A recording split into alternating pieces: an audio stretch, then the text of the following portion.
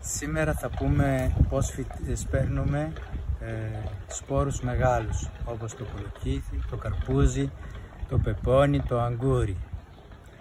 Είναι μια μέθοδος που την ανακάλυψε ο Γιώργος ο Κυπουρός και μας τη μετέφερε όπως μετέφερε όλες τις γνώσεις του. Βάζουμε σε ένα φελιτζόλ φυτόχωμα πολύ καλό και σπόρους που τους έχουμε μολιάσει μία μέρα, τους βάζουμε επιφανειακά. Στη συνέχεια βάζουμε ένα ύφασμα και πάνω από το ύφασμα βάζουμε χώμα, πάλι φυτόχωμα, και το ποτίζουμε. Και το πρώτο το χώμα είναι ποτισμένο και το δεύτερο. Οι σπόροι νιώθουν ότι βρίσκονται μέσα στο χώμα και αρχίζουν και φυτρώνουν. Εμείς όμως έχουμε τη δυνατότητα να δούμε τι γίνεται, αν φυτρώσανε και σε τι στάδιο βρίσκονται.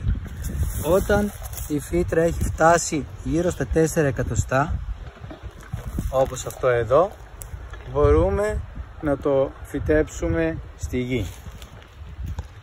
Και λέω φυτέψουμε και όχι σπείρουμε, γιατί πλέον έχει βγάλει φύτρα. Λοιπόν, ανοίγουμε μία τρύπα σε αυτό το μέγεθος, γύρω στο 1,5 εκατοστό. Βάζουμε τη φύτρα μέσα, ρίχνουμε χώμα που το έχουμε κοσκινήσει από τον κήπο μας και στη συνέχεια νεράκι.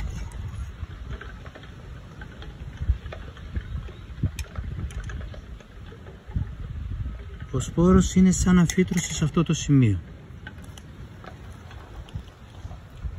Σε 2 μέρες θα έχει φυτρώσει, θα έχει βγάλει φύλλα. Με αυτόν τον τρόπο όλα τα φυτά μας φυτρώνουν μαζί και χρειάζονται την ίδια ποσότητα νερού και τις ίδιες καλλιεργητικές ανάγκες.